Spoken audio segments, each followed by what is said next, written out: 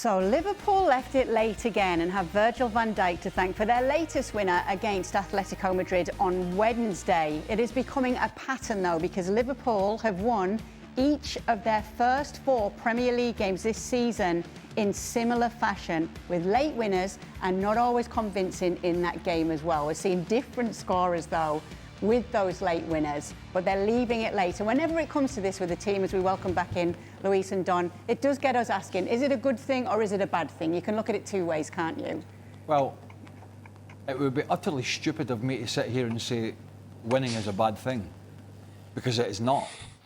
And this is a great trait to have, that you do. And we talked about it on, what day is this? Thursday? Might have been Tuesday. We discussed this in the studio. The very same thing, that it's a good trait to have that sort of energy to keep going late in games. However, as nice as it is to come off with a late win, you can't do that for the whole season. Isn't it? There's no way you're going to keep that up for the whole season. Unless you're just the luckiest team alive.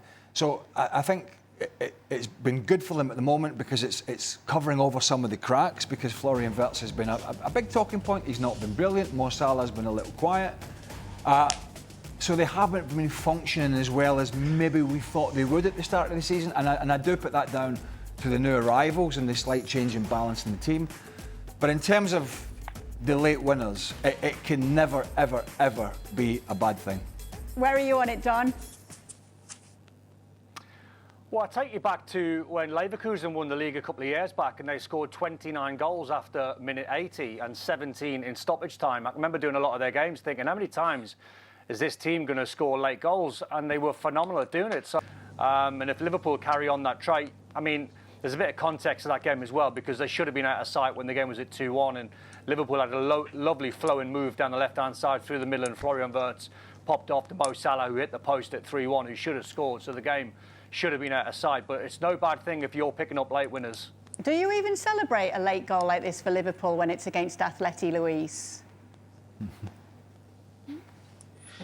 Yeah, a little bit. I did a little bit. Of course, I have my little heart for Atletico Madrid, but Liverpool is a big part of my history as well. And yeah, I did celebrate a little bit. Not the celebration they probably deserve, because Atletico Madrid was in front and they were close to do 1 second what they did a few years back. But definitely it was a very important moment. And it's not ideal to score in late goals, but definitely it helps. And much more in the beginning of the season, when the team still needs to adjust to new players, still need to adjust to a new season, still need to adjust to the teams that they are going to be more ready, because you're going to be the team to beat. So right now is the most important. If we go middle of the season where you are reaching, because your football is not anymore what it was in the beginning, or is not anymore the one you are expecting, and you are scratching points here and there with those late ones, maybe you can have a concern. But in the beginning, just getting those goals is going to give you even more confidence for when the team is full flow. That is going to be very soon. Let's not forget,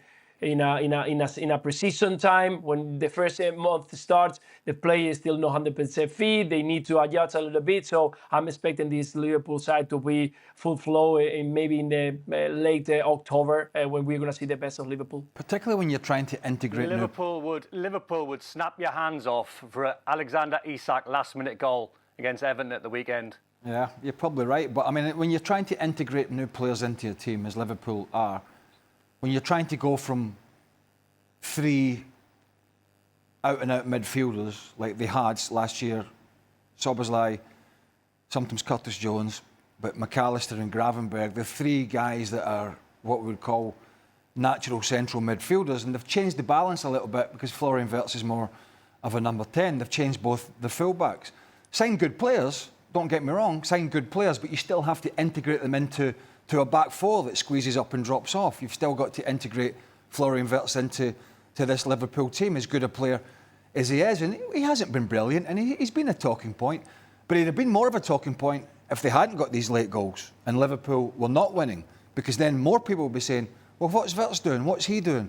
So when you're integrating players in to a new club and a new team, and particularly to a successful team as Liverpool were last year, what you want to do is make sure you're getting the right results until such time that everybody feels comfortable. And thus far, that's what Liverpool are doing. What have you thought about Mohamed Salah this year, Luis, so far for Liverpool? Yeah, we are expecting the Mo Salah to score 30 goals every season and to be the best one into the field. And he's a player who at the end of the season, you look back, you see that he has delivered. So we need to have a little bit of a break to his performance and don't always look that he has to be the main man every single time. You got another 10 players who can give you something extra. And now that you're going to have Ekitike, you're going to have Isaac, you go Gakpo, you go Bird. There are so many players who can decide games. So if we try to take the spotlight from Mo Salah, he will start finding again spaces. He will start finding again movement and receiving the ball in the right positions where we all know that he's so clinical. I've always said that what Liverpool will learn is if they have enough players to step up, if and when Mo Salah's numbers drop off. And they've addressed the striking position with 2 players, in Isaac and Ekitike. But they need goals from midfield and you need goals from Gakpo, which he does at that back post. He's pretty good at it. But there is going to come a time where Salah's goals and those numbers that Luis talks about are going to sort of diminish. Now, how quickly and how much they diminish, we just don't know. But others will have to step up because you cannot continue to just post those numbers when you get into your 30s. He's got the African Cup of Nations coming up as well, so somebody will have to step up in that situation too. But he's an enigma, isn't he? And we sit and watch games with Stevie, these Liverpool games, and he's shouting at the team, and it's usually about Mo Salah because, you know, he's having one of those games, and I'm just talking generically, he's having one of those games where he's having a bad touch and he's trying to beat defenders and the ball's bobbling and running away from him, and then the next thing you know, he's volleyed something in the top corner, or he's beat 3 players and chipped the goalkeeper. And that's kind of Mo Salah. When you look at Mo Salah, you generally don't look at 90 minutes of perfection, but you look for moments in games in big games where he steps up and does something. You go, my God, he's been a nightmare today, and he's just stepped up and scored a worldie. And I don't think we're going to see that going away anytime soon.